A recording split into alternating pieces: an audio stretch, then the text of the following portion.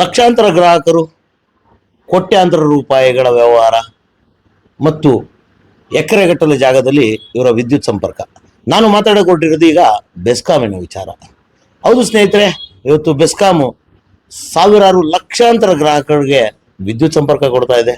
ಅದು ಎಷ್ಟು ಪ್ರಾಮಾಣಿಕವಾಗಿ ಕೊಡ್ತಾ ಇದೆ ಮತ್ತು ಎಷ್ಟು ಒಂದು ಪರಿಪೂರ್ಣವಾದ ವಿದ್ಯುತ್ ಸಂಪರ್ಕನ ಕೊಡ್ತಾ ಇದೆ ಅನ್ನೋ ವಿಚಾರಕ್ಕೆ ಇವತ್ತು ಮಾತಾಡೋದಕ್ಕೆ ನಿಮ್ಮ ಜೊತೆಲಿ ಬಂದಿದ್ದೀವಿ.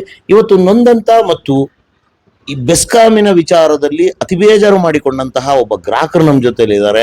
ಅವ್ರನ್ನ ಪರಿಚಯ ಮಾಡಿಸ್ತಾ ಹೋಗ್ತೀನಿ ಮತ್ತು ಅವ್ರಿಗಾದಂತಹ ನೋವೇನು ಮತ್ತು ಅವ್ರಿಗಾದಂತಹ ಕಷ್ಟವೇನು, ಅವ್ರಿಗಾದಂಥ ನೋವೇನು ಅನ್ನೋದನ್ನ ಮಾತಾಡ್ತಾ ಹೋಗ್ತೀನಿ.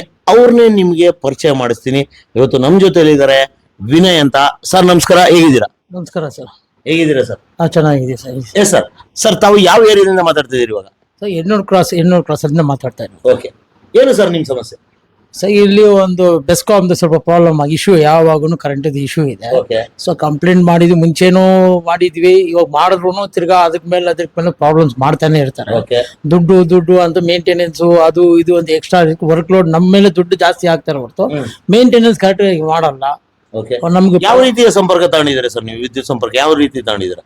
ಟ್ರಾನ್ಸ್ಫಾರ್ಮ್ ಹಾಕೊಂಡಿದೀವಿ. ಓಕೆ, ನಮ್ ಸ್ವಂತ ಬಿಲ್ಡಿಂಗ್, ಸ್ವಂತ ಸೆಪರೇಟ್ ಟ್ರಾನ್ಸ್ಫಾರ್ಮ್ ನಮ್ ಕಡೆಯಿಂದ ಖರ್ಚು ಮಾಡಿ ನಾವೇ ಹಾಕೊಂಡಿರೋದು. ಎಷ್ಟು ವರ್ಷ ಆಯ್ತು ಸರ್? ಇದು ಸುಮಾರು ಆಯ್ತು ಸರ್, 10 ವರ್ಷ ಆಯ್ತು. 10 ವರ್ಷದಿಂದ ಬಳಸ್ತಾ ಇದ್ದೀರಾ? 10 ವರ್ಷದಿಂದ ನಾವು ಬಳಸ್ತಾ ಇದ್ದೀವಿ. Okay sir. ಓಕೆ. ಇದನ್ನು ನಾವು ತಗೊಂಡಾಗ ಅವ್ರು ಹೇಳಿದ್ರು 1 ವರ್ಷ ನಿಮ್ಮ ಇನ್ಚಾರ್ಜ್ ಅಲ್ಲಿ ಇರ್ತದೆ, ಮಿಕ್ಕಿದ್ಮೇಲೆ ಅದು ನಮ್ಮ ಇನ್ಚಾರ್ಜ್ ಬರ್ತದೆ ಅಂತ ಹೇಳಿದ್ರು. ಓಕೆ. ಸೊ ಆವಾಗ ನಾವು ಬೇರೆ ಈ ಟ್ರಾನ್ಸ್ಫಾರ್ಮರ್ ನಾವು ಬೇರೆ ಕನೆಕ್ಟಿವ್ ಮಾಡಬಹುದು, ನೀವು ಅಬ್ಜೆಕ್ಷನ್ ಮಾಡಂಗಿಲ್ಲ ಅಂತ ಹೇಳಿದ್ರು. ಅವತ್ತಿಗೆ ನಿಮ್ಗೆ ಮಾತಾಡಿ ಕರೆಂಟ್ ಕೊಟ್ಟಿದ್ದಾರೆ? ಹೌದು. ಸೊ ನಾವು ಯಾಕಂದ್ರೆ ಸಪರೇಟ್ ನಮ್ದೇ ಇರ್ತದೆ ಅಂತ ನಾವು ಅನ್ಕೊಂಡಿದ್ವಿ. ಓಕೆ. ಸೊ ಅದು ಲಕ್ಷಾಂತರ ರೂಪಾಯಿ ಖರ್ಚು ಮಾಡಿ ನಮ್ಮ ಬೆಸ್ಕಾಂ ಅವರು ನಮ್ಮ ಮಾಡ್ಕೊಟ್ರಲ್ಲ, ಇವರು ಯಾರು ಸರ್ ಅವರು ಇವರು ಮಾಡ್ಕೊಟ್ಟು ಅವ್ರನ್ನೆಲ್ಲ ಮಾತಾಡಿದಾಗ ಅವರು ಇದು 1 ವರ್ಷ ಮಾತ್ರ ಒಂದೊಂದೇ 2 ವರ್ಷವರೆಗೂ ಲಿಮಿಟೇಷನ್ ಎಷ್ಟು ಬರೋದು, ಆಮೇಲೆ ಗ್ಯಾರಂಟಿ ಆಗುತ್ತೆ, ಇದು ನಮ್ಮ ಇನ್ಚಾರ್ಜ್ ಬರ್ತದೆ ಅಂತ ಹೇಳಿದ್ರು. ಸೊ ಆಯ್ತು ಅಂತ ನಾವು ಅದು ಒಪ್ಕೊಂಡು ಬಿಟ್ಟು ಆಯ್ತು. ಅದು ಇದು ಸುಮಾರು 10 ವರ್ಷ ಆಯ್ತು. ಈ ಟ್ರಾನ್ಸ್ಫಾರ್ಮರ್ ತಗೊಂಡಕ್ಕೆ ಬೇಕಾದಷ್ಟು ತೊಂದರೆ ಕೊಟ್ರು ನನಗೆ. ಏನ್ ಕೊಟ್ರು? ಅದು ಇದು ಸರಿ ಇಲ್ಲ, ಅದು ಸರಿ ಇಲ್ಲ, ಅದು ಬೇಕು, ಇದು ಬೇಕು, ಲಂಚ ಕೇಳೋದು, ದುಡ್ಡು ಕೊಡೋದು, ಬೇಕಾದಷ್ಟು ಕೊಟ್ಟಿದ್ದೀನಿ ಈ ಕರೆಂಟ್ ನಾನು ತಗೊಂಡೋದಕ್ಕೆ. 10 ವರ್ಷದ ಕೆಳಗಡೆ ತುಂಬಾ ಕಷ್ಟಪಟ್ಟಿದ್ದೀರಾ? ತುಂಬಾ ಕಷ್ಟಪಟ್ಟು ನಾನು ತಗೊಂಡು ಇದು ಪವರ್ ಬಂದಿರೋದು ನನಗೆ ಬಿಲ್ಡಿಂಗ್ಗೆ. ಸರಿ ಸರ್, ಎಷ್ಟು ಅಂದಾಜು ಎಷ್ಟು ದುಡ್ಡು ಕೊಟ್ಟಿರ್ಬೋದು, ಯಾರ್ಯಾರು ಕೊಟ್ಟಿರ್ಬೋದು ನೀವು? ಅಧಿಕಾರಿಗಳು ಅಂದ್ರೆ ಎಲ್ಲ ಇವಾಗ 10 ವರ್ಷ ಹಿಂದೆ ಯಾರ್ಯಾರಿದ್ರು, ಯಾರು ಹೇಳಿ ನಾವು ಬೆಸ್ಕಾಂ ಅಂದ್ರೆ ಅಧಿಕಾರಿ ಆ ಟೈಮಲ್ಲಿ ಯಾರ್ಯಾರಿದ್ರು ಲೆಕ್ಕ. ನಮ್ ಸರ್ವಿಸ್ ಆಗಿರ್ತೀನಿ ಅವ್ರಿಗೂ ಗೊತ್ತಿದೆ, ಬೆಸ್ಕಾಂ ಬಿಲ್ಲೇ ಗೊತ್ತಾಗ್ತದೆ ಅವ್ರಿಗೆ. ಅವ್ರು ಕೊಟ್ಟಿರೋದ್ರಲ್ಲಿ ಯಾವಾಗ ಸರ್ವಿಸ್ ಆಗಿದೆ ಏನು ಯಾರು ಅವ್ರಿಗೆ ಗೊತ್ತಿದೆ. ಆವಾಗ ಎಲ್ಲರಿಗೂ ಹಂಚಿದೀವಿ. ಅವ್ರ ಹೆಸರುಗಳು ಅಂತ ನನ್ಗೆ ಹೇಳಕ್ ಗೊತ್ತಾಗಲ್ಲ ಇವಾಗ. ಅದ್ರ ಜೊತೆ ನಮ್ಮ ಇವ್ರು ಇದ್ರಲ್ಲ, ನಮ್ಗೆ ಹೆಲ್ಪ್ ಮಾಡಕ್ಕೆ ಸೆಂಟರ್ ಮೀಡಿಯೇಟರ್ ಇರ್ತಾರಲ್ಲ, ಅವ್ರು ಪವರ್ ಕೊಡ್ಸೋರು, ಅವ್ರ ಜೊತೆ ಮಾತಾಡಿ ಅವ್ರ ಮೂಲಕ ಕೊಟ್ಟು ನಾವೆಲ್ಲ ಸಂಪರ್ಕ ಮಾಡ್ಕೊಂಡಿರೋದು. ಸರ್ ಆಯ್ತು, ಏನೋ ಕೊಟ್ಟು ಮುಗಿಸ್ಕೊಂಡ್ಬಿಡೋಣ ಅಂತ ನಾನು ಕೊಟ್ಟು ಆಯ್ತು ಮುಗಿಸ್ಕೊಂಡ್ವಿ. ಬಟ್ ಅದಕ್ಕೆ ನೋಡಿದ್ರೆ ಮಿನಿಮಮ್ ಅಂತಾರೆ, ಇದು ಅಂತಾರೆ, ಏನೋ ಹೋದ್ರೆ ತಿರ್ಗಿ ನೀವೇ ಕಟ್ಟಬೇಕು ಅಂತಾರೆ, ನೀವೇ ಮಾಡ್ಕೊಬೇಕು ಅಂತಾರೆ. ಮತ್ತೆ ಇದೇನ್ ಮೇಂಟೆನೆನ್ಸ್ ಫ್ರೀ ಅಂದ್ರೆ ಹೇಳಿದ್ರೆ ನನ್ಗಂತೂ ಅರ್ಥ ಆಗಿಲ್ಲ ಇದ್ರೆ. ಓಕೆ, ಇವಾಗ ಏನ್ ನಿಮ್ ಸದ್ಯಕ್ಕೆ ಆಗಿರೋ ಪ್ರಾಬ್ಲಮ್ ಏನ್ ಸರ್ ಇವಾಗ? ಸರ್ ಮೊನ್ನೆ ಏನಾಯ್ತು, ಇದು ಟ್ರಾನ್ಸ್ಫಾರ್ಮರ್ ಅಲ್ಲಿ ಲಾಸ್ಟ್ ಟೈಮು ಒಂದು ಫ್ಯೂಸ್ ಒಂದ್ಸತಿ ಹೋಗಿತ್ತು. ಓಕೆ. ಯಾವ್ದು ಆವಾಗ ಏನೋ ಶಾರ್ಟ್ ಆಯ್ತು, LBS ಅಲ್ಲಿ ಏನೋ ಫ್ಯೂಸ್ ಹೋಗಿತ್ತು ಅಂತ ಹೇಳಿದ್ರು. ಲೋಡ್ ಬ್ರೇಕರ್ ಸ್ವಿಚ್ ಅಲ್ಲಿ ಫ್ಯೂಸ್ ಹೋಗಿತ್ತು ನಿಮ್ದು, ಬಾಟ್ಲ್ ಫ್ಯೂಸ್ ಗಳು ಹೋಗಿತ್ತು ಅಂತ ಅವಾಗ ಹೇಳಿತ್ತು. ಅವಾಗ ಹೇಳಿದ್ ಒಂದ್ಸತಿ ಬಂದು ಫಸ್ಟ್ ಟೈಮ್ ಆಗಿದ್ದು.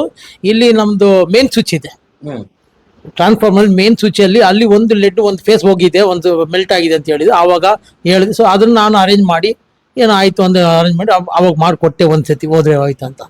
ತಿರ್ಗಾ ಇವಾಗ ಇದು ಆಗಿರೋದು ಆಯ್ತು, ಸುಮಾರು ಆಗಿ ಒಂದು 4 ತಿಂಗಳು 5 ತಿಂಗಳು ಆಗಿದ್ಮೇಲೆ ಇವಾಗ ತಿರ್ಗಾ ಆಗಿದೆ.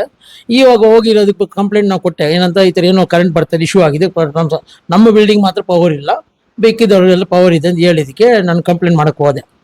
ಸರ್ ಎಷ್ಟು ಗಂಟೆ ಕರೆಂಟ್ ಹೋಯ್ತು, ಎಷ್ಟು ಗಂಟೆಗೆ ನೀವು ಕಂಪ್ಲೇಂಟ್ ಮಾಡಿದ್ರಿ?